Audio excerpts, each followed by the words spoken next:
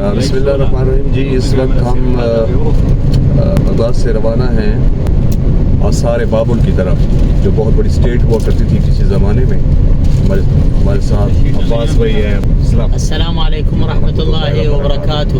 یہ ہمارے دوست ہیں، بھائی ہیں۔ ہمیں یہ بابل کی آج سیر کروائیں گے، اس کی تاریخ میں جاننے کی کوشش کریں گے، اور اس کا جو اس وقت کی صورتحال ہے کھنڈرات کی، اس پہ انشاءاللہ ہم بات چیت بھی کریں گے اور آپ کو تمام اس ایریے کے کا وزٹ بھی کرائیں گے۔ تو جی چلتے ہیں بابل، جہاں پہ بابل کے مشہور یہ کوئی کتبہ لگا ہوا ہے کسی بزرگ کا، شاید اس وقت کی کسی حکمران کا ہو۔ یہ بہت بڑا ٹیلہ ہے، یہ بھی شاید اسی تہذیب کی کوئی یاد ہو بابل کی، کیونکہ اس طرح کے بہت بڑے ٹیلے جو ہیں دو مٹی کے اسی شہر کے، ایک شمال میں اور دوسرا جنوب میں دریا کے کنارے پہ موجود ہیں۔ ابھی ہم بابل کے کھنڈرات کے بالکل قریب ہیں۔ یہ ایک تہذیب کا ایک رنگ یہاں سے، ایک بابلی تہذیب، آج بھی اسی تہذیب کے نام پر یونیورسٹیز اور بنائی گئی ہیں۔ یہ دیکھیں، ایک منٹ آگا، یہ ہے مدینہ البابل۔ الساعة 6:15. قلة My friend, the Babylon closed 6. Yes. You have now 30 minutes, but you can help you another half minute. 60 and half. Ticket ہم نے جی لے لیا ہے۔ ٹکٹ بہت کاسٹلی ہے، ٹکٹ $18 جو پاکستانی تقریباً 5,000 روپے بنتے ہیں پر نفر، فی نفر۔ تو ہم 3 دوست ہیں، تو یہ ہو جائے گا 15,000 روپے پاکستانی۔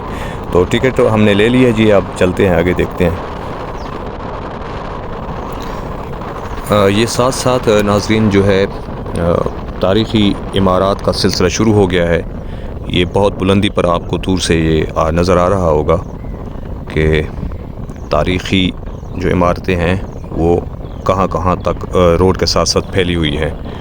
تو یہ روڈ سیدھا جاتا ہے اشتار گیٹ کے سامنے، اور اس کے ساتھ جو ہے پارکنگ ہے، وہاں پہ ہم اپنی گاڑی پارک کریں گے۔ تو ناظرین، یہ بھی ایک بابلی تہذیب کا رنگ دیکھیں۔ میں نے کہا نا کہ ساتھ ساتھ جو ہیں بلڈنگز آنا شروع ہو گئی ہیں۔ یہ ایک عمارت جو اس دور کی یاد تازہ کرتی ہیں، اور پھر یہی روڈ جو ہے سیدھا جا رہا ہے اشتار گیٹ کے سامنے، اور یہ اشتار گیٹ نظر آنا شروع ہو گیا ہے میرے سامنے۔ آپ دیکھیں، یہ اس کا بلو کلر ہے جی، مین گیٹ ہے، اس کے اندر بہت بڑا سیٹ اپ ہے۔ اشتار گیٹ جو اس تہذیب کا بہت ہی مشہور و معروف گیٹ ہے، اور اب یہاں پہ ہم پہنچ گئے ہیں۔ تو انشاءاللہ اتر کے آپ کو اس کی تاریخ بھی بتاتے ہیں، اس کا سارا جو منظر ہے وہ بھی آپ کو دکھاتے ہیں۔ یہاں پہ ہوگی ہماری جی پارکنگ، اور ہم پہنچ گئے ہیں جی۔ مین گیٹ آپ کو اشتار کا نظر آ رہا ہے میرے پیچھے، بابل کی تاریخ کا مین گیٹ جو اس کی دیوی کے نام پر بنایا گیا تھا۔ اس وقت ہم جس مقام پر موجود ہیں یہ بابل کی سٹیٹ ہے، بہت بڑی سٹیٹ جو قبل مسیح اس کی ہسٹری ہے، بہت پرانی تاریخ ہے اس کی۔ جس طرح سے پریسپولس شیراز کے قریب جو سیرس نے عظیم نے بنایا تھا، اسی طرح سے ایک یہ سٹیٹ جو عراق میں ہے، اسے میسوپوٹیمیا کے نام سے بھی یاد کیا جاتا ہے، اور یہ دریا فرات کے کنارے پر یہ سیٹ اپ بنایا گیا، بہت وسیع و عریض رقبے پر، تقریباً 1400 سم تھنگ ایکڑ پہ یہ جو ہے سٹیٹ بنی ہوئی تھی۔ حمورابی اس کا پہلا بادشاہ جس نے اس کی بنیادیں رکھیں، پھر اس کے بعد بادشاہ چینج ہوتے رہے، تو اس کی پوری ہسٹری ہے، انشاءاللہ وہ چلتے ہیں، آپ کو پوری اس کا سٹیٹ بھی بتاتے ہیں۔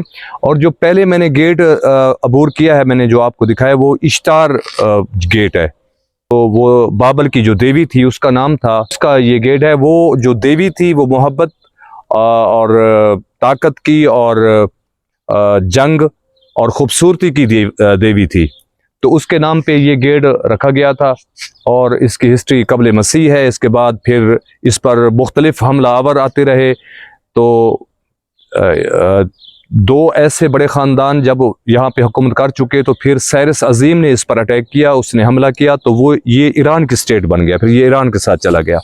پھر وہ سائرس کے پاس یہ پورا سیٹ اپ تھا، جب سکندر اعظم یونانی یہاں پہ حملہ کرتا ہے تو پھر یہ اس کے انڈر آ گیا۔ اچھا، اس میں ایک ایسی جگہ ہے، میں وہ آپ کو انشاءاللہ آگے جا کے دکھاتا ہوں، جہاں پہ سکندر اعظم کو ملتان میں جو تیر لگا تھا، زہر آلودہ تیر، جو ملتانی ایک نوجوان نے مارا تھا جب وہ ملتان پہ حملہ آور ہوا تھا، تو اس کی ڈیتھ اسی قلعے میں ہوئی ہے۔ وہ ایک جگہ ہے، وہاں پہ میں آپ کو انشاءاللہ لے کے چلتا ہوں، جہاں سکندر اعظم واپسی پہ جب یہ پوری فتوحات کر کے یہاں تک پہنچے تو ان الیگزینڈر کی موت اسی قلعے میں ہوئی۔ تو انشاءاللہ اینڈ تک چاہتے ہیں۔ یہ ہمارے دوست ہیں عباس، نیم یور نیم؟ نصیر عباس۔ یہ ہمارے دوست ہیں، ان کو ہم ساتھ لائے ہیں ہماری گاڑی پہ، یہ ہمیں یہاں تک لائے، اور بڑی انہوں نے ہمارے ساتھ تعاون کیا ہے، کوآپریٹ کیا ہے۔ اللہ تعالیٰ ان کو خوش رکھے۔ یہاں تک ہم بابل میں پہنچے، اور بڑے شہر کے بیچوں بیچ رستوں میں یہ ہمیں لے کے آئے ہیں۔ کافی یہ پیچھے کر کے ہے جو یہ شہر ہے حلہ کا جو شہر ہے، اس کے مغربی سائڈ پہ یہ، اگر آپ کبھی پاکستان سے آنا چاہتے ہیں تو آپ حلہ پہنچیں گے، اور حلہ کے نادر روڈ سے ہو کے شہر نادر سے پیچھے مغرب والی سائڈ پہ یہ آپ کو قلعہ انشاءاللہ مل جائے گا۔ تو چلتے ہیں جی، دیکھتے ہیں اس کا باقی سٹرکچر بھی کس طرح سے یہ بنایا گیا تھا، اور آج بھی ماشاءاللہ اتنا سٹرونگ ہے کہ لگتا ہے کہ آج بھی یہ سٹیٹ کنٹینیو ہے، اس کو کوئی بادشاہ چلا رہا ہے۔ آئیں ہمارے ساتھ دیکھتے ہیں اس کو۔ ناظرین، حمورابی بادشاہ سلطنت بابل عراق، یہ 1810 تا 1750 قبل مسیح، 18ویں صدی قبل مسیح میں قدیم بابل کے پہلے شاہی خاندان کا چھٹا اور سب سے مشہور بادشاہ گزرا ہے،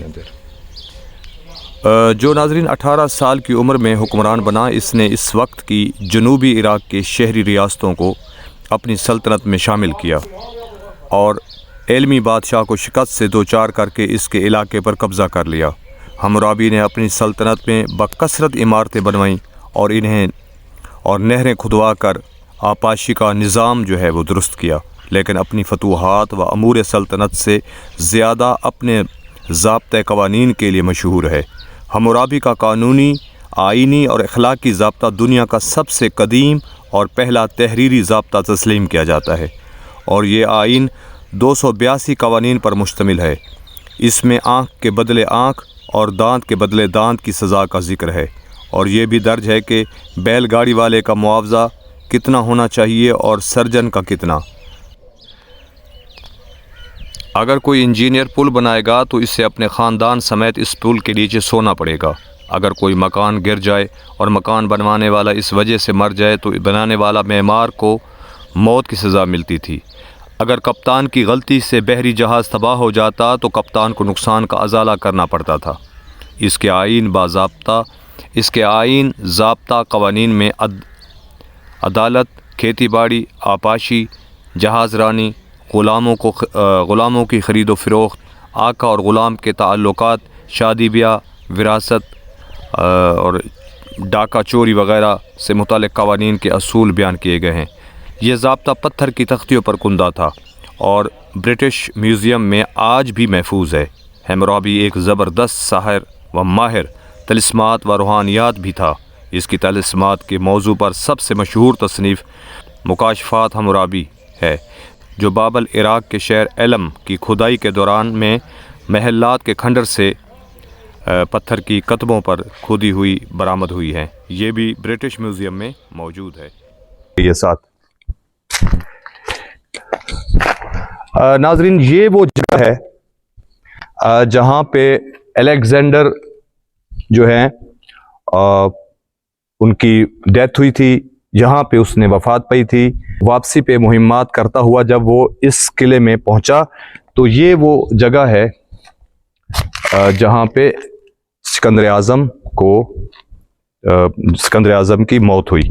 اس کو آپ دیکھ لیں، یہ پورا سیٹ اپ دیکھ سکتے ہیں۔ ابھی اس کی کچھ دیواریں جو ہیں وہ تھوڑی بسیدہ ہو گئی ہیں، تو ان کو سٹینڈ لگے ہوئے ہیں، ان کو دوبارہ وہاں پہ ریپیئرنگ کا کام کیا ہوا ہے۔ نیچے آپ دیکھ سکتے ہیں، یہاں پہ دیواریں جو ہے کمزور ہو گئی ہیں، تو ان کو دوبارہ ان کی فلنگ کر رہے ہیں اور اس کی ریپیئرنگ ہو رہی ہے۔ آئیں جی آگے تھوڑا سا دیکھتے ہیں، کافی بہت بڑا سیٹ اپ ہے تو میں آپ کو دکھاتا ہوں۔ ٹورسٹ یہاں پہ کافی آئے ہوئے ہیں اور بہت یہ بہت قدیم اور بہت بلند و بالا عمارتیں ابھی بھی فریش ہیں۔ میرے خیال میں اس کو رینوویٹ کیا گیا ہوگا، اتنی فریش دیواریں اور گیٹ ہیں ان کے۔ اور یہ دیکھیں، یہ اندر جو ہے دروازوں کے اندر دروازے ہیں اس کے لگی ہوئی ہے نیم پلیٹ اس کی، یہ دیکھ سکتے ہیں آپ۔ قصر جنوبی، اچھا قصر جنوبی، اچھا سوری، میں پڑھنے مجھے غلطی ہوگی، میں دور تھا۔ تو یہ دیکھیں، اچھا اس سیٹ یہ جو رقبہ ہے وہ میں نے پہلے آپ کو بتایا 1400 ایکڑ سے بھی زیادہ کا رقبہ ہے جہاں پہ یہ پھیلا ہوا ہے نا۔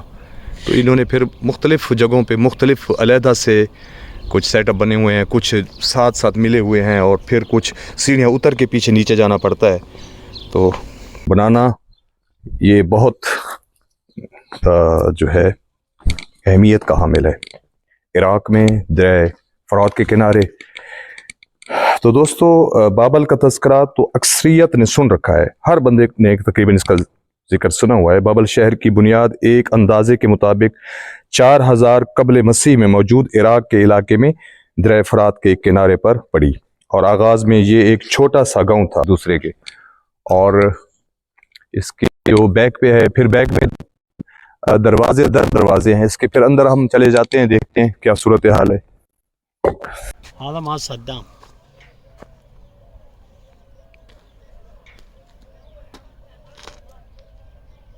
یہ جی صدام کا محل ہے، بالکل اس کی باؤنڈری کے اندر ہے۔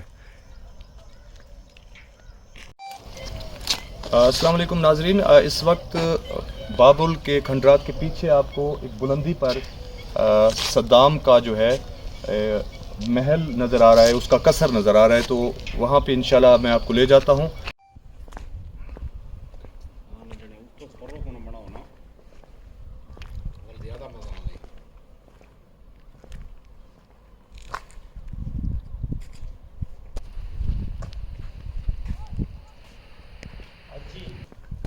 تو ناظرین، بابل کو انسانی تاریخ کا سب سے پہلا شہر ہونے کا اعزاز بھی حاصل رہا ہے۔ بیبلون یونانی متبادل لفظ ہے، جبکہ شہر کا اصل نام اس کی اکادین زبان میں بابلو، جس کا مطلب باب خدا، get way of the God تھا۔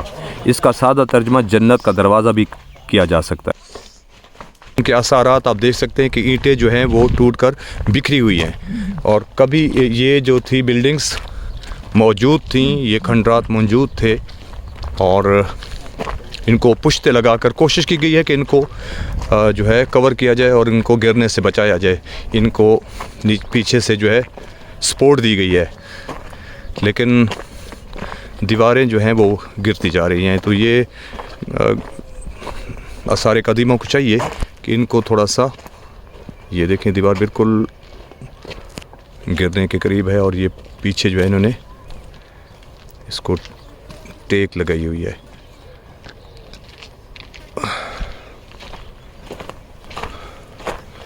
اچھا، مطلب کہ کچھ اس طرح کی چیزیں تھیں جو مٹی سے تیار کی گئی تھیں، اور کچھ قصر کو بابل کے جو ادھر تھے ان کو مضبوطی سے بنایا گیا تھا۔ تھوڑا سا اوپر دیکھتے ہیں آقا عباس،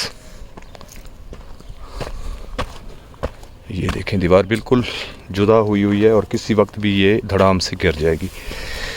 اور یہ بابل کی تھوڑی سی ٹاپ پہ جاتے ہیں، تھوڑا سا ویو لیتے ہیں جی۔ یہ کھنڈرات ہیں بابل کے۔ اس وقت میں یہ ہو سکتا ہے یہ فوج کے لیے کوئی چھاونی یا کوئی رہائش کے لیے کمرے اس وقت یہ کچی مٹی کے سے بنائے گئے ہوں، یا پھر اینٹیں دیکھیں تو ٹوٹی ہوئی ملتی ہیں، لگتا ہے کہ اینٹوں سے کورڈ کیا گیا تھا، اور اندر سے یہ شاید جو تھے کچے تھے۔ تو اس کے پیچھے کھجوروں کے باغ ہیں۔ سورج بھی غروب ہونے کو ہے، بہت لیٹ پہنچے ہم، اور 6 بجے اس کو کلوز کر دیتے ہیں جی۔ بس اس کا میں نے کوشش کی ہے کہ آپ کو جتنا دکھا سکوں وہ دکھا لوں۔ تو اس طرف جو ہے قصر ہے، پورا بابل کے جو ہے کھنڈرات موجود ہیں۔ اس طرف دیکھیں بالکل اب ٹھیک نظر آ رہا ہے.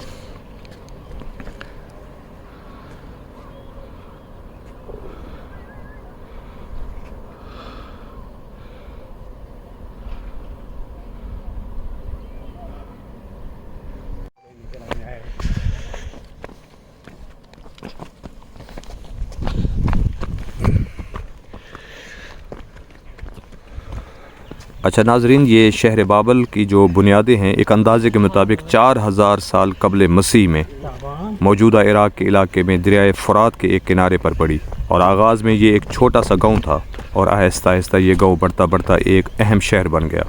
بیبلون میسوپوٹیمیا موجودہ عراق کا ایک قدیم شہر ہے جو سلطنت بابر اور کلدانی سلطنت کا دارالحکومت تھا. یہ موجودہ بغداد سے 55 میل کی دوری پر واقع ہے، بجانب جنوب دریائے فرات کے کنارے آباد تھا. 4000 سال قبل مسیح کی تحریروں میں اس شہر کا تذکرہ ملتا ہے. 1750 قبل مسیح میں بابلی لونیا کے بادشاہ حمورابی نے اسے اپنا پایہ تخت بنایا تو یہ دنیا کا سب سے بڑا اور خوبصورت شہر بن گیا. 699 قبل مسیح میں بنو قد نصر یا بخت نصر دوم نے اسے دوبارہ تعمیر کروایا. پرانا شہر دریائے فرات کے مشرقی کنارے پر آباد تھا. بخت نصر نے دریا پہ پل بنوایا اور مغربی کنارے کا ایک وسیع علاقہ بھی شہر کی حدود میں شامل کر لیا. اس کے عہد میں شہر کی آبادی 5 لاکھ کے قریب تھی.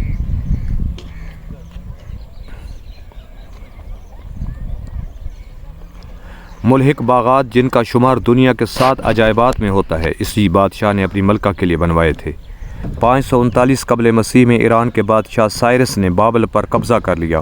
275 قبل مسیح میں اس شہر کا زوال شروع ہوا اور نئے تجارتی مراکز قائم ہوئے. اس کی اہمیت ختم ہو گئی، اب اس کے صرف کھنڈرات باقی ہیں. عراقی بیبیز ہائے. یہ جی دیکھیں نیچے ایک عجیب و غریب منظر، اینٹوں سے ہے لیکن بہت بوسیدہ ہے، بہت کھنڈرات ترس کھانے کے قابل ہیں جی. ان کی حالت اظہار پہ رونا آ رہا ہے. یہ کسی وقت میں اپنے دور کے عظیم الشان قصر ہوتے ہوں گے، اور ان کی اب حالت دیکھیں کتنی تکلیف دہ ہے جی.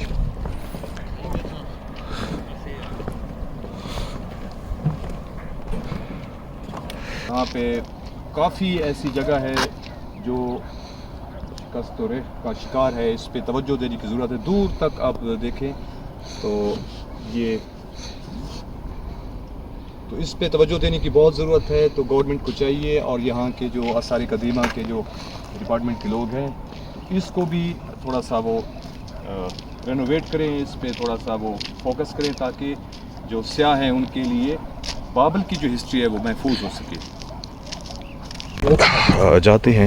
یہ کھنڈرات آپ ساتھ ساتھ دیکھ رہے ہیں میرے بھائی، بہت بڑا سیٹ اپ تھا. بہت بڑے رقبے پر یہ اسٹیٹ پھیلی ہوئی تھی اور اب جو ہے یہ معدوم ہو رہی ہے. تو یہ ہسٹری ہے، ہسٹری کو محفوظ کرنا آنے والی نسلوں کے لیے بہت ضروری ہے. اس کو ابھی سنبھالنا چاہیے کیونکہ اس میں پتھر کا استعمال بھی ہے. آپ دیکھتے ہیں اینٹوں کے ساتھ انہوں نے اور اس میں مٹی بھر کر اور پھر جو ہے اس کے اندر پتھر بھی موجود ہے. آپ دیکھ سکتے ہیں. اب یہ ہم عراقی بھائی عباس میرے ہمارے ساتھ ہیں، وہ تھوڑا سا ہمیں گائیڈ کر رہے ہیں کہ وہ کہہ رہے ہیں کہ ایک مجسمہ ہے ادھر لائن کا، اس دور کا جب حمورابی بادشاہ موجود تھے. یہ دیکھیں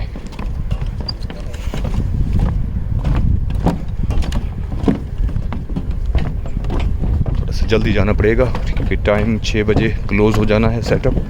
ہم کوشش کر رہے ہیں کہ اسی ٹائم کے اندر جو ہے آپ کو سارا جو ہے اس کا نظارہ کروا سکیں، اس کی تمام چیزوں سے آپ آگاہ ہو جائیں اور دیکھ لیں کہ یہ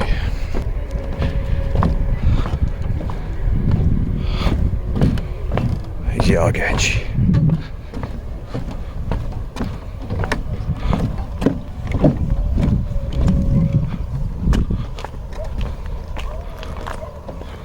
سورج یہ جی دیکھیں لائن قبل از مسیح کا حضرت عیسیٰ علیہ السلام کی پیدائش سے بہت پہلے، تقریباً 700 سال پہلے یہ ریاست وجود میں آئی. یہ جو ہے ناظرین، اس وقت آپ ایک شیر کا، ایک لائن کا جو ہے مجسمہ میرے پیچھے دیکھ رہے ہیں. یہ قبل مسیح کا ہے. جناب عیسیٰ علیہ السلام کی ولادت سے پہلے جو حمورابی بادشاہ تھا، جو یہ اسٹیٹ جنہوں نے قلعہ قائم کیا تھا، انہوں نے یہ اسٹیٹ بنائی تھی. اگر اس شیر کے آپ نیچے دیکھیں تو ایک آدمی جو ہے وہ شیر کے حملے میں یا اس کے پنجے میں یا اس کی گرفت میں ہے. وہ نیچے ایک آدمی کی تصویر ہے، اوپر شیر ہے، لیکن اس کا جو سر ہے وہ میرے خیال میں حالات اور ادوار کے ساتھ ساتھ یہ نہیں رہا، لیکن پورا سٹرکچر جو ہے اس کا موجود ہے. تو یہ ایک چیز آثار قدیمہ یعنی قبل از مسیح جو ہے، یہ ہمیں اس دور کی یاد تازہ کرتی ہے. ناظرین، یہ جو شیر آپ دیکھ رہے ہیں، اس کی ہسٹری یہ ہے کہ یہ جب 19ویں صدی میں کھدائی ہوئی ہے، اور اسی 19ویں صدی کے دوران ایک یہ جو شیر کا مجسمہ ہے، ایک کسان کو اپنی کھیتی باڑی کے دوران یہ ملا تھا، تو یہاں پہ اب اس کو نصب کر دیا گیا ہے. تو جب بھی آپ عراق میں آتے ہیں اور بابل کے کھنڈرات میں آپ سیر کرتے ہیں یا سارے بابل میں آتے ہیں، تو یہ چیز آپ انشاءاللہ آپ کو دیکھنے کو ملے گی.